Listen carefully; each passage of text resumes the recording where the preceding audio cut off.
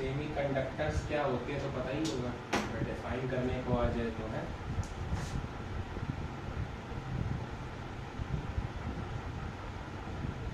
materials which have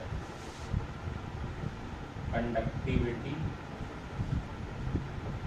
between those of metals and metals chemistry का term हो जाएगा, conductors and insulators। तो ऐसे मटेरियल जिनकी कंडक्टिविटी कंडक्टर्स और इंसुलेटर्स के बीच होती है उन्हें सेमी कंडक्टर्स कहते हैं। ठीक है, बोर्ड में तो भाई डेफिनेशन वगैरह भी लिखने को आ जाती है तो पता होना चाहिए। फिर डेटा कंडक्टिविटी का दिया है और ये याद होना चाहिए, ठीक है, कि कंडक्टर्स की जो कंडक्टिविटी होती है ना, कंडक्टिविटी की अगर बात करें तो कंडक्टर्स की कंडक्टिविटी 10⁻² से लेकर 10⁸ ओम मीटर्स के बीच होती है। इनके लिए अल्फा पॉजिटिव होता है। अल्फा क्या है, याद है कुछ? Thermal coefficient of resistivity is alpha. कहाँ यूज होता था? रेजिस्टेंस निकालने में, R naught, R is equal to R naught 1 + alpha delta T में, ये वाला। तो कंडक्टर्स के लिए अल्फा पॉजिटिव का मतलब कि टेम्परेचर बढ़ाएंगे तो रेजिस्टेंस इनका बढ़ेगा, है ना, कंडक्टिविटी घट जाएगी।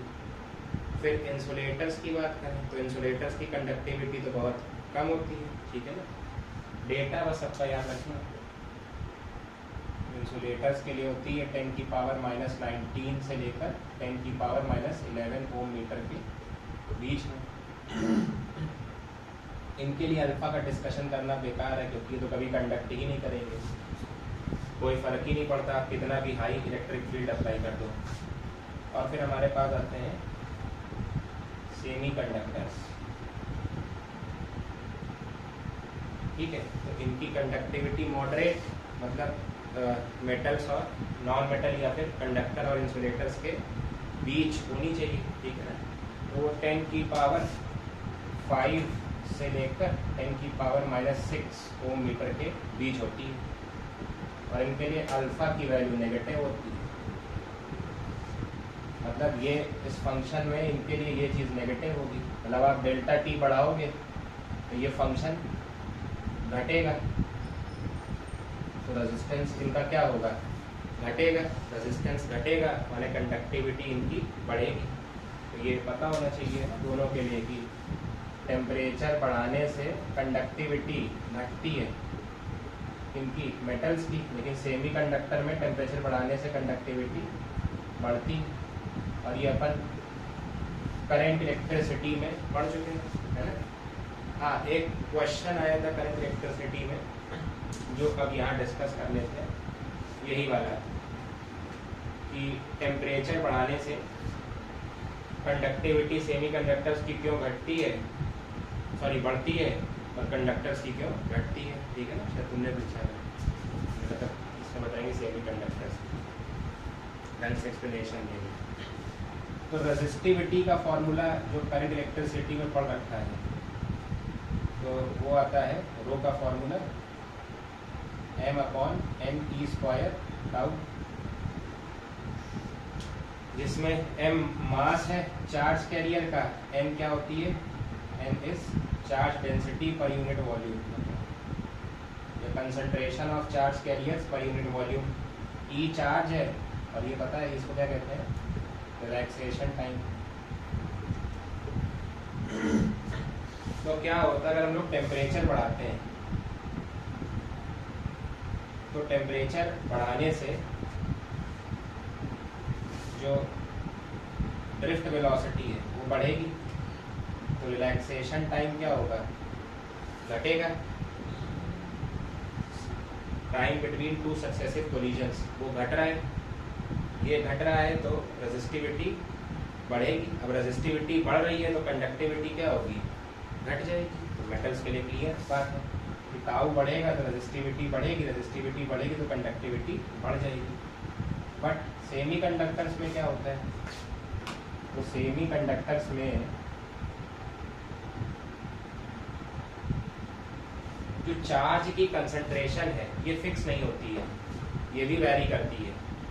किसी भी मेटल में जो कंडक्टर होते हैं वो तो क्या होते हैं, सिर्फ फ्री इलेक्ट्रॉन्स। तो फ्री इलेक्ट्रॉन्स की कंसंट्रेशन ऑलमोस्ट कांस्टेंट होती है। लेकिन अभी हम लोग थोड़ा और हल्का सा पीएन जंक्शन पढ़ेंगे डायोड, तो बताएंगे कि चार्ज की कंसंट्रेशन जो होती है, तो यहाँ पे चार्ज की कंसंट्रेशन सिर्फ इलेक्ट्रॉन से नहीं बल्कि होल से भी होती है। तो यहाँ दो होते हैं चार्ज कैरियर, एक इलेक्ट्रॉन्स और होल। होल क्या है, तो जब कोई इलेक्ट्रॉन एक्साइट होके कंडक्शन बैंड में चला जाता है तो वो स्पेस एम्प्टी हो जाती है इनसाइड द एटम, तो उस एम्प्टी स्पेस को होल कहते हैं। ठीक, तो कंडक्शन के लिए यहाँ पे दो एलिमेंट्स रिस्पॉन्सिबल होते हैं, इलेक्ट्रॉन और होल। तो जब हम टेम्परेचर को बढ़ाते हैं तो ड्रिफ्ट वेलोसिटी बढ़ेगी, रिलैक्सेशन टाइम घटेगा, बट ये जो इलेक्ट्रॉन और होल्स हैं इनका जनरेशन बढ़ जाता है। तो मतलब n की वैल्यू सिग्निफिकेंटली बहुत हाई हो जाती है। तो जो नीचे वाला फैक्टर है ना, इसमें कंसंट्रेशन इनटू रिलैक्सेशन टाइम का प्रोडक्ट अगर देखोगे तो ये थोड़ा कम घटता है, बट इसके रिस्पेक्ट में ये बहुत ज़्यादा बढ़ जाता है। तो ओवरऑल n इंटू टाउ वाला फैक्टर जो है वो पूरा बढ़ जाता है। तो ये बढ़ेगा तो रेजिस्टिविटी क्या होगी, घटेगी, तो कंडक्टिविटी बढ़ जाएगी। तो सेमी कंडक्टर्स में टेम्परेचर बढ़ाने पे कंडक्टिविटी बढ़ती है और कंडक्टर्स में घटती है। ठीक, ये रीज़न है, रीज़न उसमें लिखना ही है, डब्बा बनाए तो नहीं सब लिखना है। टेम्परेचर बढ़ाने पे कंडक्टर्स के लिए जो n है वो कांस्टेंट रहता है ना, charge carriers per unit volume. लेकिन सेमी कंडक्टर्स में टाउ तो घटता है बट n की वैल्यू भी सिग्निफिकेंटली बढ़ जाती है, तो n इंटू टाउ की वैल्यू बढ़ जाती है। बताओ,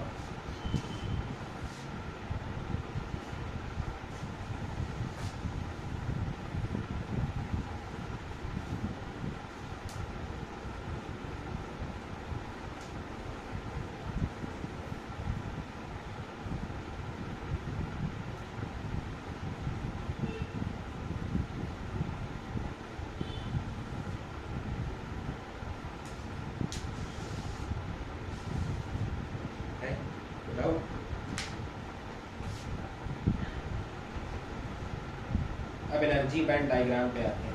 ठीक है, energy band diagram. Energy band diagram में हम सिर्फ कंसिडर कर रहे हैं influence of a single electron, influence of a single nucleus on a single electron. ठीक, भाई केमिस्ट्री में हम बहुत ज़्यादा नहीं जाएंगे, ठीक है ना, फिजिक्स की तरह ही समझना है, लेकिन हाँ थोड़ा बहुत हम बता दें। तुम लोगों को पता ही होगा भाई, एक इलेक्ट्रॉन पे सिंगल न्यूक्लियस का इफेक्ट नहीं होता है ना, सराउंडिंग एटम्स का न्यूक्लियस भी रिस्पॉन्सिबल होता है उस पर जेड इफेक्टिव के लिए। लेकिन अभी हम सिर्फ फिजिक्स में एक इलेक्ट्रॉन पे सिर्फ एक न्यूक्लियस का इफेक्ट देख रहे हैं। ठीक है, तो अगर हम इस सिंगल इलेक्ट्रॉन पे इस न्यूक्लियस का इफेक्ट देखें तो जो potential energy associated with this electron होगी वो क्या होगी, -k Q1 Q2 bye R। ठीक है, नेगेटिव इसलिए क्योंकि अट्रैक्टिव फोर्स की वजह से पोटेंशियल एनर्जी हमेशा नेगेटिव होती है, रिपल्सिव फोर्स की वजह से पॉजिटिव होती है। तो इलेक्ट्रॉन और न्यूक्लियस के बीच लगेगी तो भाई अपने पास क्या, नेगेटिव पोटेंशियल एनर्जी आएगी ना। नहीं तो ऐसा समझ लो कि एक चार्ज को माइनस ही रखोगे, एक को प्लस ZE रखोगे, तो भी दिख जाएगा कि ZE इंटू -E, नेगेटिव ही आनी पोटेंशियल एनर्जी, फिर साइन रखोगे तो अगर हम इसको भी हाइड्रोजन एटम के लिए कंसिडर करें से, तो हाइड्रोजन एटम में न्यूक्लियस में भी चार्ज E होगा, तो फॉर्मूला क्या बन जाएगा, -1/4πε0 E²/R। साफ साफ दिख रहा है कि पोटेंशियल एनर्जी जो है वो -1/R का फंक्शन आ रहा है। तो पोटेंशियल एनर्जी -1/R का फंक्शन आएगा तो ग्राफ ड्रॉ कर लो।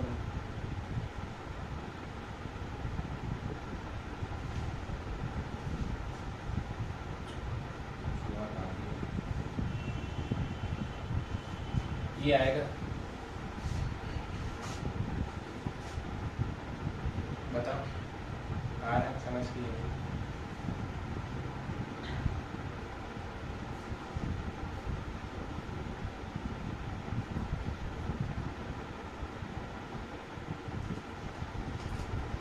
इसमें कोई डाउट तो बताओ पहले। ग्राफ क्लियर है ना? अरे आर जीरो को टेंड करेगा तो पोटेंशियल एनर्जी इन्फिनिटी को टेंड करेगी, और आर अगर बहुत दूर कर दोगे तो पोटेंशियल एनर्जी, तो पता ही ना लास्ट शेल में पोटेंशियल एनर्जी इलेक्ट्रॉन की क्या होती है, जीरो होती है ऑलमोस्ट। ठीक है, फिर दो ग्राफ क्यों ड्रॉ किए, वो भी क्लियर होना चाहिए। तो वो तो हमने दोनों तरफ के हिसाब से ड्रॉ किए क्योंकि एटम सिमेट्रिकल है। अभी क्लियर होगा। अगर आप आर इस रीजन में देख रहे हो तो वो वाला ग्राफ, और आर इधर वाले रीजन में देख रहे हो तो इधर वाला ग्राफ, ठीक है ना, उसके हिसाब से। तो अब इसको हम लोग प्रोबेबिलिटी डिस्ट्रीब्यूशन कर्व में भी पढ़ते हैं केमिस्ट्री में।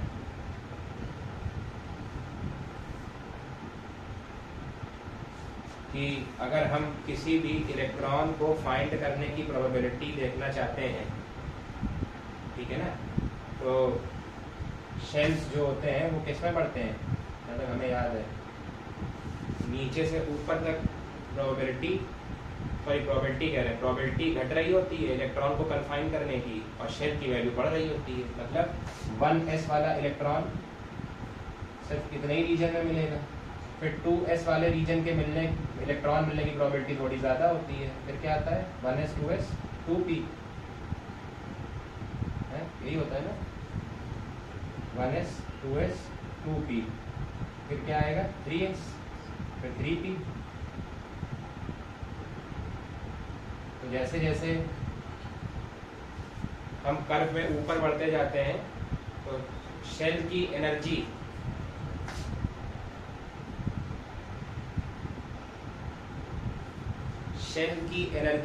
बढ़ रही होगी। क्लियर है ना?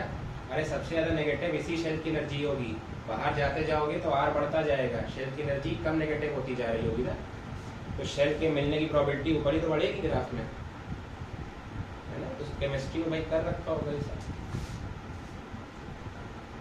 तो ये समझ आ रहा है कि 1s वाला electron is very less localized, उसके डीलोकलाइजेशन की प्रोबेबिलिटी बहुत कम है, लेकिन ये हाईली डीलोकलाइज्ड है। डीलोकलाइज्ड भी तुम लोग को पता होगा,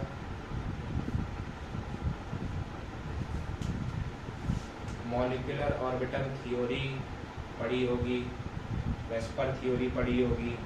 तो डीलोकलाइजेशन में क्या होता है, जब हाइब्रिड ऑर्बिटल्स बनते हैं तो इलेक्ट्रॉन एक एटम से दूसरे एटम में बैलेंस बैंड में इधर से उधर ट्रांसमिट हो सकता है, that is delocalization of electron. अरे इलेक्ट्रॉन क्लाउड दो बॉन्डिंग एटम्स के बीच में आपस में जुड़े होते हैं, तो इलेक्ट्रॉन कहीं भी घूम सकता है पूरे दो बॉन्डेड एटम्स में, दैट इज डीलोकलाइजेशन।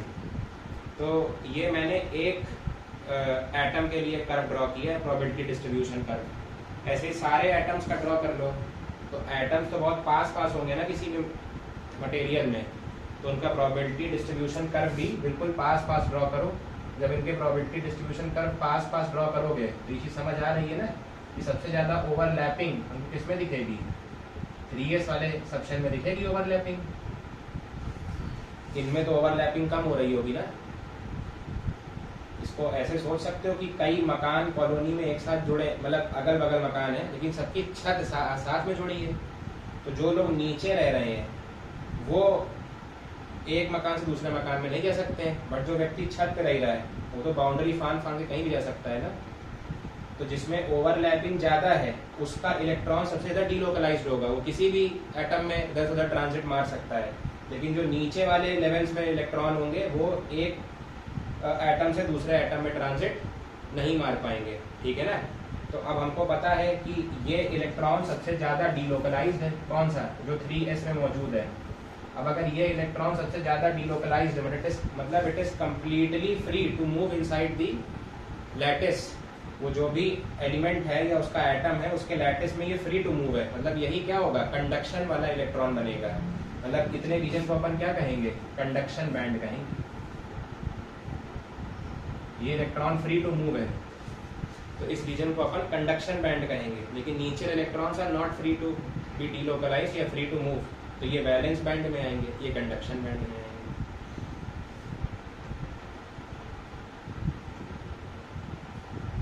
बताओ क्लियर है एनर्जी बैंड डायग्राम? अभी और समझते हैं, इतना क्लियर है? इसमें कुछ बताना हो तो बताओ।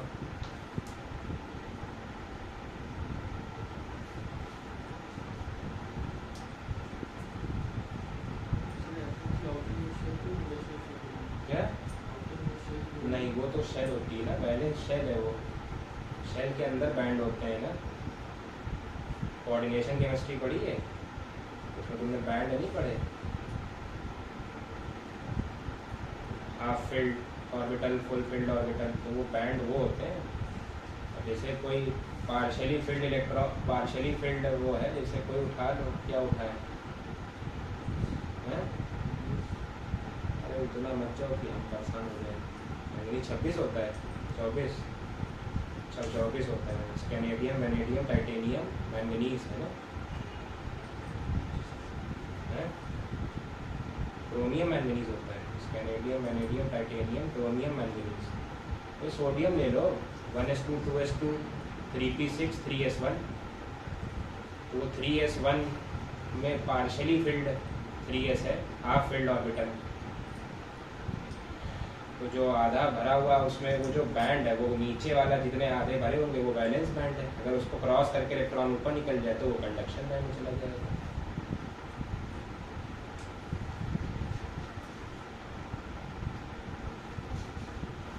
ठीक, तो हाँ, तो एनर्जी बैंड में क्या समझा, ये पहले कंडक्शन बैंड समझ आ गया कि जो ऑर्बिटल्स ओवरलैप कर रही होंगी या जो सबशेल ओवरलैप कर रहे होंगे उनके इलेक्ट्रॉन इजीली डीलोकलाइज हो सकते हैं और वही कंडक्शन के लिए रिस्पॉन्सिबल होंगे। तो वो डायग्राम वहाँ बना होगा कि ऐसे दो आइसोलेटेड एटम्स है, पहले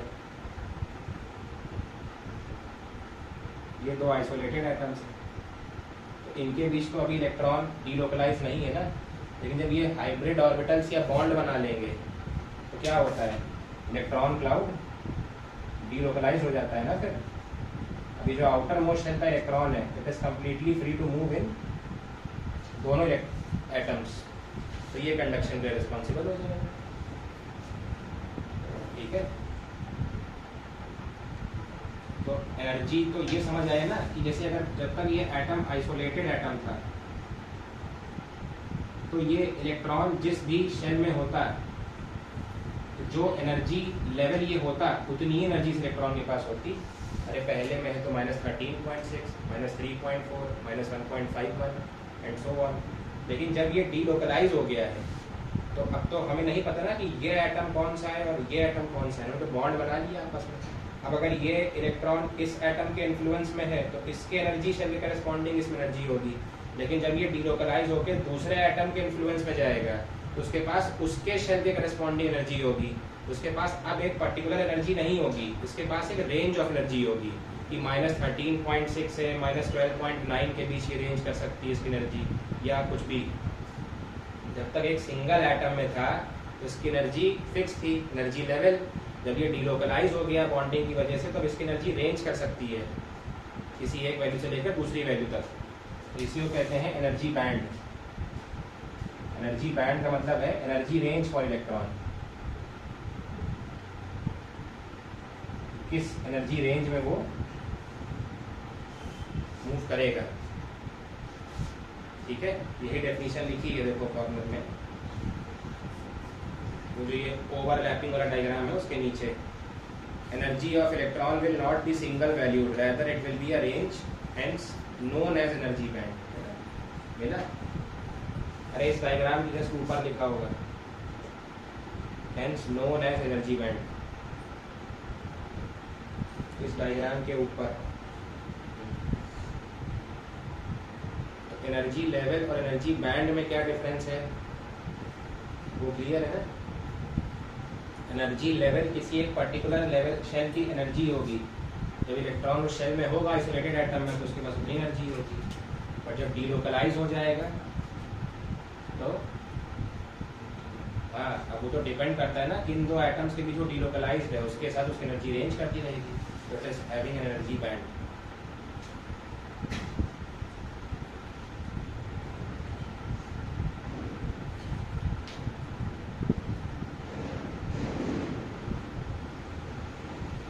है भाई, आगे बढ़ते हैं एग्जाम्पल। अच्छा सोडियम का एग्जाम्पल इसमें भी।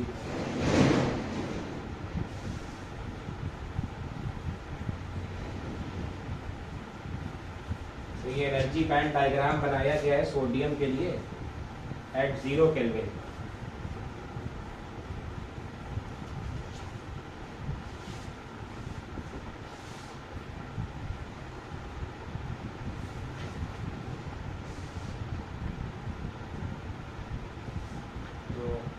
सोडियम का एटॉमिक नंबर 11 होता है, तो क्या बनेगा 1s2 2s2 2p6 3s1।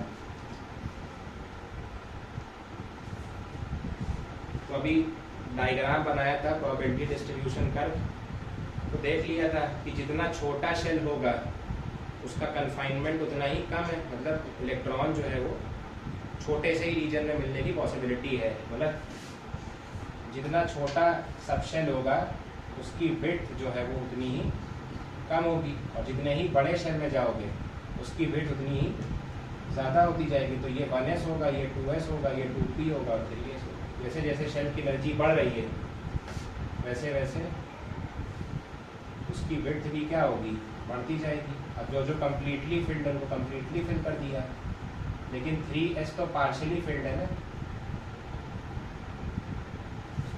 दो ही और इलेक्ट्रॉन तो आते हैं इस ऑर्बिटल में ना, एक ही है इसमें, तो 1s2 2s2 2p6 और 3s1। तो ये हाफ फिल्ड है। ये 0 केल्विन पे इसका डायग्राम बनाया है। तो 0 केल्विन पे जहाँ तक भी इलेक्ट्रॉन किसी भी शेल में भरे होते हैं उसको कहते हैं फर्मी लेवल। फर्मी लेवल वो लेवल है 0 केल्विन पे जहाँ तक भी इलेक्ट्रॉन हमको किसी भी एटम के शेल में फिल्ड मिलते हैं, that is known as Fermi level. 0 kelvin में ध्यान रखना, 0 केल्विन इज -273 डिग्री सेल्सियस। ठीक, तो जिस एनर्जी लेवल तक भी इलेक्ट्रॉन भरे मिलेंगे that is known as Fermi level. ठीक है, तो अब यही वाला बैंड तो वैलेंस शेल या वैलेंस बैंड होगा। अरे आउटर मोस्ट कोई तो कहते हैं, तो ये वैलेंस बैंड है। ठीक है ना, जैसे ही हम रूम टेम्परेचर पे इस एटम को रखेंगे, रूम टेम्परेचर का मतलब कितना हो जाएगा 283 नहीं 298 केल्विन है, 298 केल्विन या 25 डिग्री सेल्सियस। तो थोड़ा बहुत तो थर्मल एजिटेशन इलेक्ट्रॉन्स पे आ जाएगा ना, और वो क्या करेंगे इस फर्मी लेवल को से थोड़ा सा क्या हो जाएगा ऊपर पहुंच जाएंगे। ठीक है ना, और जैसे ही इलेक्ट्रॉन थर्मल एजिटेशन को एक्वायर करके ऊपर पहुंच जाएंगे तो ये लोग कहाँ पहुंच जाएंगे, कंडक्शन बैंड। अब ये इलेक्ट्रिसिटी कंडक्ट करने के लिए फ्री है। ठीक है, तो 0 केल्विन तक तो इलेक्ट्रॉन सारे ही फर्मी लेवल से नीचे मिलेंगे, बट जैसे ही टेम्परेचर 0 केल्विन के ऊपर जाएगा रूम टेम्परेचर के आसपास, तो पूरी प्रोबेबिलिटी है कि कुछ इलेक्ट्रॉन्स फर्मी एनर्जी लेवल से ऊपर भी मिलेंगे। ठीक, अब ये मटेरियल टू मटेरियल डिपेंड करता है कि वैलेंस बैंड और कंडक्शन बैंड के बीच गैप कितना है। जैसे मेटल है तो मेटल में वैलेंस बैंड और कंडक्शन बैंड के बीच गैप नेग्लिजिबल होता है। इंसुलेटर्स में वैलेंस बैंड और कंडक्शन बैंड के बीच गैप बहुत ज़्यादा होता है, और सेमी कंडक्टर्स में ये गैप होता है लेकिन बहुत कम होता है। तो कितनी एनर्जी हमको इलेक्ट्रॉन्स को देनी है कि वो तुरंत फटाक से कंडक्शन बैंड में चले जाएं, ये मटेरियल टू मटेरियल डिपेंड करेगा। ठीक, तो ये तुम लोग ने ऑर्बिटल्स में पढ़ लिया होगा कोऑर्डिनेशन केमिस्ट्री में कि दो एनर्जी गैप्स होते हैं, एक T2G और TEG। ठीक, तो अपने को यहाँ भी EG वाले गैप की चर्चा करनी है। ये हमारा किसी मटेरियल का कंडक्शन बैंड है और ये हमारे किसी मटेरियल का वैलेंस बैंड है। इनके बीच जो एनर्जी गैप होता है उसे डेल्टा EG कहते हैं। तो मेटल्स में क्या होता है कि मेटल्स में कंडक्शन बैंड और वैलेंस बैंड आपस में ओवरलैप कर रहे होते हैं, कंडक्शन बैंड भी और वैलेंस बैंड भी है। तो नॉर्मल रूम टेम्परेचर पे ही क्या हो रहा होगा, इलेक्ट्रॉन्स वैलेंस बैंड और कंडक्शन बैंड में एक साथ मिल जाएंगे, जो भी कॉमन ओवरलैपिंग रीजन में होगी।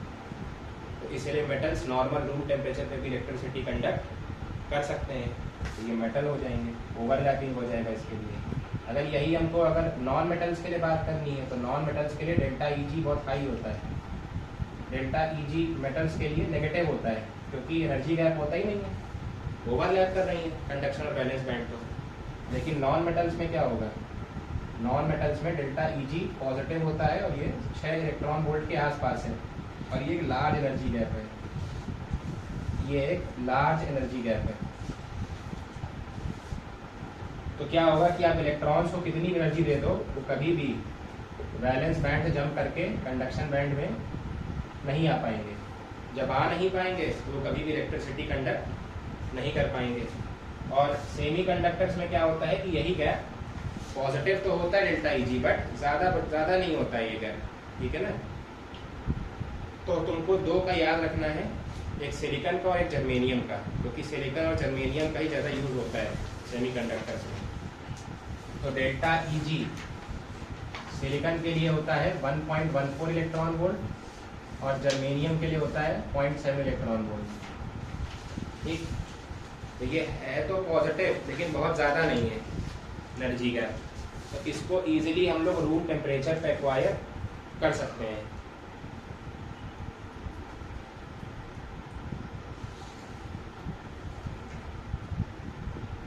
रूम टेम्परेचर पे एक्वायर करने का मतलब है कि थोड़ा सा ही थर्मल एजिटेशन या एनर्जी दो इलेक्ट्रॉन्स को तो इजीली वैलेंस बैंड से जंप करके कहाँ पहुँच जाएंगे, कंडक्शन बैंड में, और इलेक्ट्रिसिटी कंडक्ट करना चालू कर देंगे, ठीक। तो अब समझ आ रहा हो कि टेम्परेचर बढ़ाने से, क्योंकि एनर्जी गैप कम है तो इलेक्ट्रॉन फटाफट कंडक्शन बैंड में जंप करेंगे, इसलिए सेमीकंडक्टर की जो कंडक्टिविटी है वो टेम्परेचर बढ़ाने से बढ़ रही होगी, ठीक है। देखो भाई, पहले इतने कोई डाउट हो बताओ फिर आगे बढ़े।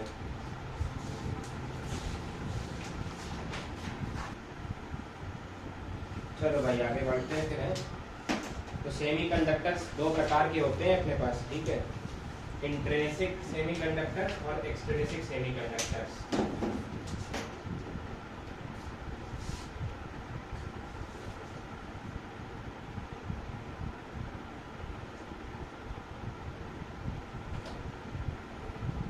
इंट्रिंसिक,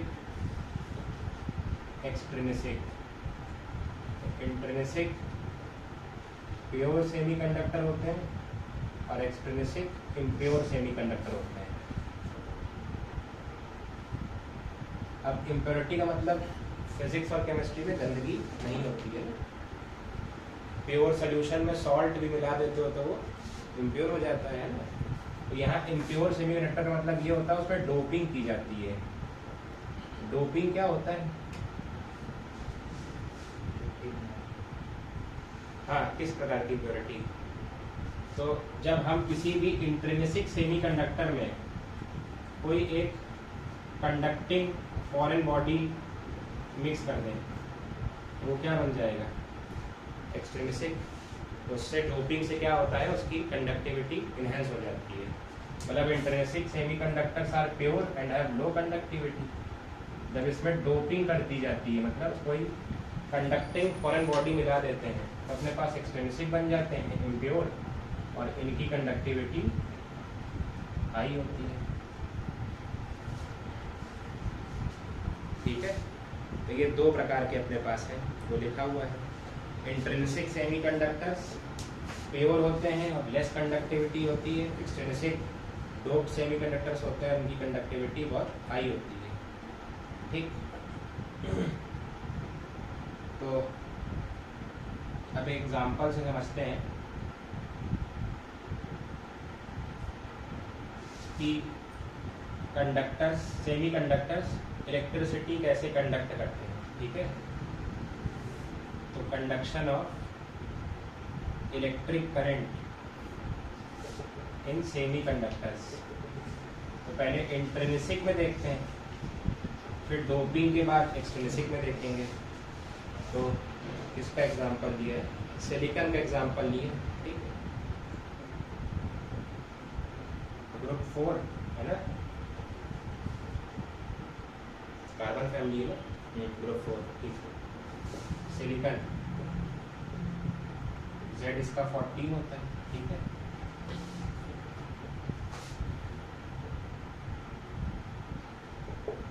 तो सिलिकॉन जो है वो क्या करेगा, 4 बॉन्ड बनाएगा, 4 इसके पास होंगे वैलेंस इलेक्ट्रॉन, तो ये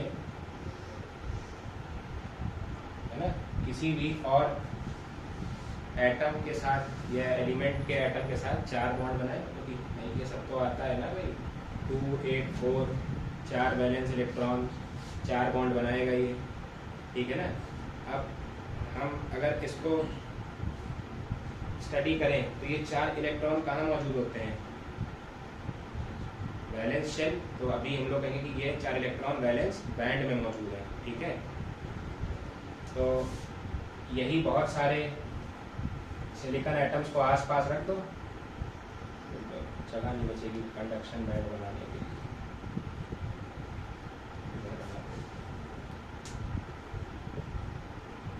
ये मान लो कंडक्शन बैंड है और नीचे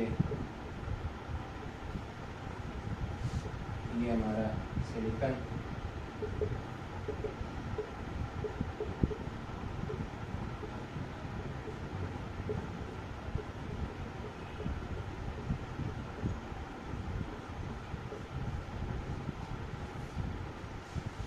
ठीक।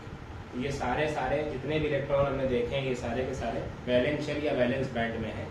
तो ये इलेक्ट्रिसिटी तभी कंडक्ट करेगा जब कोई इलेक्ट्रॉन कंडक्शन बैंड में पहुंच जाए, ठीक है ना। तो मैंने भी बताया था कि किसी भी सेमीकंडक्टर में वैलेंस बैंड और कंडक्शन बैंड के बीच एनर्जी गैप बहुत कम होता है बट बहुत कम होता है। तो नॉर्मल रूम टेम्परेचर पे जैसे हीट प्रोवाइड करोगे तो क्या होगा, ये इलेक्ट्रॉन, मान लो ये इलेक्ट्रॉन ले रहे हैं, ये थर्मली एक्साइट होके कहाँ पहुंच गया, कंडक्शन बैंड में, ठीक। तो जब ये इलेक्ट्रॉन कंडक्शन बैंड में पहुंच गया तो ये तो फ्री इलेक्ट्रॉन बन गया या कंडक्टिंग इलेक्ट्रॉन बन गया। लेकिन जो ये वेकेंट साइट क्रिएट हुई है ना, इसे कहते हैं होल। ये होल, अब होल को ऐसे भी पढ़ा जाता है कि it is site of electron deficiency, मतलब ऐसी साइट जहाँ इलेक्ट्रॉन की डेफिशिएंसी है। तो इलेक्ट्रॉन पे नेगेटिव चार्ज होता है, अब यहाँ इलेक्ट्रॉन की डेफिशिएंसी हो गई, मतलब हम लोग कंसिडर करके चलते हैं कि होल पर पॉजिटिव चार्ज होता है, ठीक। इलेक्ट्रॉन डेफिशिएंट इज पॉजिटिव, ठीक है। तो अब क्या हो रहा होगा, 2 प्रोसेस होते हैं सेमीकंडक्टर के अंदर। एक होता है इलेक्ट्रॉन होल पेयर जनरेशन और एक होता है इलेक्ट्रॉन होल पेयर रिकॉम्बिनेशन। और ये दोनों प्रोसेस साइमल्टेनियसली चलते रहते हैं, ठीक। मतलब क्या है कि जैसे ये थर्मली एक्साइट हुआ, ऊपर पहुंचा, लेकिन इलेक्ट्रॉन हाई एनर्जी शेल में बहुत देर तक नहीं रह सकता, तो ये वापस आके अपनी वैकेंसी को क्या कर देगा, फिल कर देगा। तो जब एक्साइट होके ऊपर जा रहा है तो कौन सा प्रोसेस हो रहा है, इलेक्ट्रॉन होल पेयर जनरेशन। और जब ये डी एक्साइट होके वापस अपनी वैकेंसी फिल कर लेगा तो क्या हो जाएगा, इलेक्ट्रॉन होल पेयर का रिकॉम्बिनेशन, ठीक। लेकिन समझ रहे हो ना, क्योंकि अगर ये प्रोसेस नहीं हुआ तो सारे इलेक्ट्रॉन होल पेयर जनरेट हो जाएंगे, सारे इलेक्ट्रॉन पहुंच जाएंगे यहाँ, तो एक समय के बाद करंट सैचुरेट हो जाएगा। फिर अरे सारे इलेक्ट्रॉन यहाँ पहुंच गए, करंट हो गया सैचुरेट। जब फ्लो ऑफ चार्ज चेंज ही नहीं हो रहा है, rate of flow of charge, तो करंट कहाँ मेंटेन हो पाएगा सर्किट में। करंट सर्किट में मेंटेन होने के लिए फ्लो ऑफ चार्ज वैरी करना चाहिए कंटिन्यूअसली। तो वो तभी वैरी कर पाएगा जब इलेक्ट्रॉन एक्साइट होके ऊपर भी जाए और डी एक्साइट होके वापस नीचे भी आए, ठीक। तो क्या होगा कि जब ये इलेक्ट्रॉन ऊपर पहुंच गया तो ऐसे मान लो कई सारे इलेक्ट्रॉन कंडक्शन बैंड में पहुंच गए, तो यहाँ पे कई सारे होल क्रिएट हो चुके होंगे। अब जब ये कई सारे इलेक्ट्रॉन कंडक्शन बैंड में पहुंच गए, ठीक, और हमको अब इलेक्ट्रिसिटी का कंडक्शन देखना है, तो लेट अस अज्यूम कि इलेक्ट्रॉन इस डायरेक्शन में मूव कर रहे हैं। हमने इस सेमीकंडक्टर को किसी बैटरी से जोड़ दिया, तो बैटरी जोड़ने पर इसमें इलेक्ट्रॉन्स का फ्लो इस डायरेक्शन में मेंटेन हो गया, तो हम कह दो कि इलेक्ट्रिक फील्ड इधर होगी, ठीक है। लेकिन यहाँ साइमल्टेनियसली होल जो जनरेट हुए हैं, मान लो यहाँ एक होल जनरेट हुआ, यहाँ होल जनरेट हुआ और यहाँ होल जनरेट हुआ, ठीक।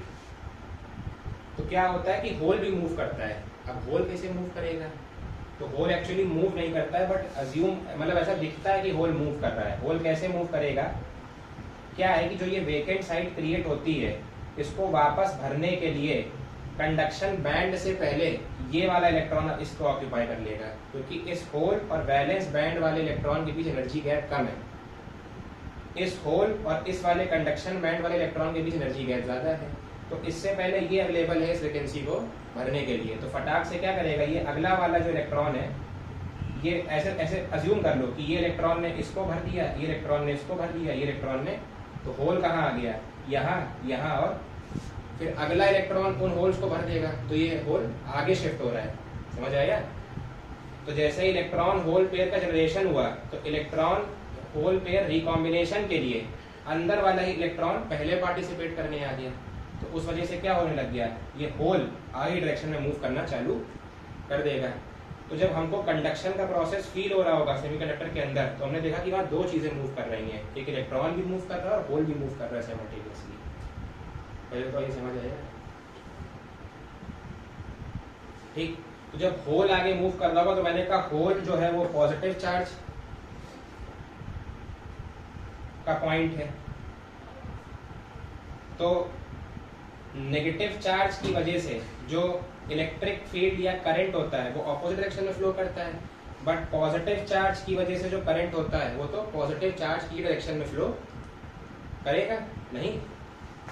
तो होल का मूवमेंट इस डायरेक्शन में है, मूवमेंट ऑफ होल इस डायरेक्शन में है, तो इसकी वजह से एक करंट इधर भी कंस्टिट्यूट हो जाएगा, IH current due to hole, और एक करंट इधर कंस्टिट्यूट होगा इलेक्ट्रॉन की वजह से, current due to free electrons.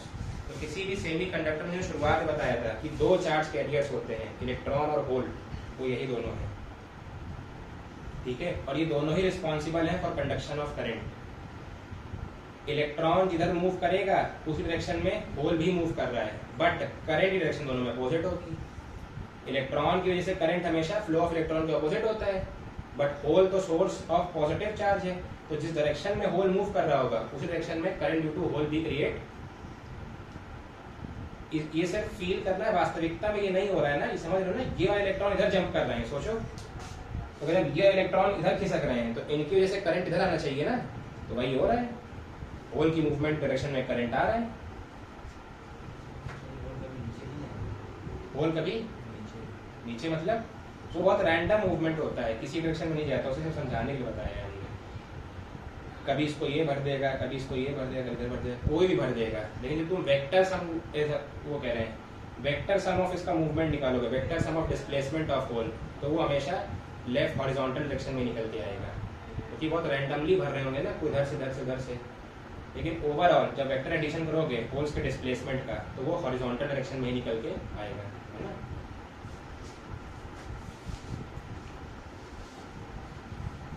ये मोशन क्लियर है? बताओ, फिर आगे समझाते हैं।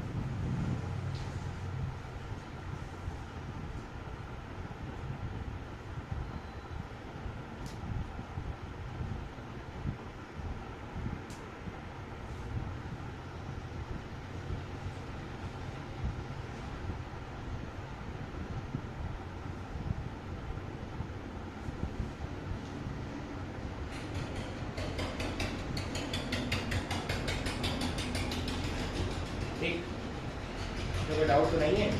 दूसरी चीज इसमें ये पूछ सकता है कि मोबिलिटी किसकी फास्ट है, मतलब मोशन किसका फास्ट होगा, इलेक्ट्रॉन का कि होल का? मोबिलिटी फास्ट किसकी होगी, इलेक्ट्रॉन्स की कि होल की?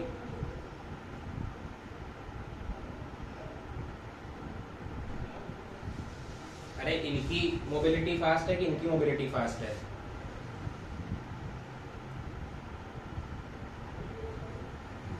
ऑब्वियस ही बात है, इनकी मोबिलिटी फास्ट है, इनको कौन ड्राइव कर रहा है, एक्सटर्नल पोटेंशियल डिफरेंस। और ये कैसे ड्राइव होगा, जब एक वैकेंसी क्रिएट होगी तो दूसरा इलेक्ट्रॉन इसमें जंप करके अंदर आएगा ना, तब ये फुलफिल होगी ये वैकेंसी। तो इलेक्ट्रॉन तो बहुत कम स्पीड से चलता है, वी ड्रिफ्ट से, इलेक्ट्रॉन तो वी ड्रिफ्ट से चल रहा होगा ना, बट इस पे एक्सटर्नल फोर्स लगा रहे हो पोटेंशियल डिफरेंस, तो इनका मोशन ज़्यादा तेज होगा और होल की मोबिलिटी स्लो होगी, क्योंकि जब ये इलेक्ट्रॉन यहाँ जंप करके वैकेंसी को भरेंगे तभी तो होल आगे आएगा, होल आगे आएगा तो इलेक्ट्रॉन तो वी ड्रिफ्ट से मूव कर रहा होगा ये वाला, तो इनकी मोबिलिटी स्लो होगी, इनकी मोबिलिटी फास्ट होगी, ठीक है ना। तो ये ध्यान रखना कि होल भी मूव कर रहे हैं, इलेक्ट्रॉन भी मूव कर रहे हैं, but mobility of hole is very less as compare to mobility of electron, ठीक है, शायद लिखा होगा, हाँ लिखा है, electron moves in conduction band and hole moves in balance band but with lower mobility. ठीक है, जो उसके बगल में डेटा दिया है वो इम्पोर्टेंट है, वो रटना है कि किसी भी नॉर्मल टेम्परेचर या थर्मल एजिटेशन पे इलेक्ट्रॉन होल पेयर जनरेट होने की प्रोबेबिलिटी क्या है, ये क्वेश्चन आ चुका है। तो 1/10⁸ है प्रोबेबिलिटी, मतलब 10⁸ सिलिकॉन एटम्स में सिर्फ एक इलेक्ट्रॉन होल पेयर जनरेट हो रहा ओवर टाइम मिला। At normal temperature due to thermal agitation 1 out of every 10⁸ silicon atoms 1 electron hole pair is generated. तो probability of electron hole pair generation is 1/10⁸, मतलब बहुत कम probability है electron hole pair generate होने की। ठीक है, तो अब हमने देख लिया कि दो मोशन हो रहे हैं और दोनों की वजह से एक करंट कंस्टिट्यूट हो रहा है इलेक्ट्रॉन फ्लो की वजह से, एक करंट कंस्टिट्यूट हो रहा है होल के फ्लो की वजह से।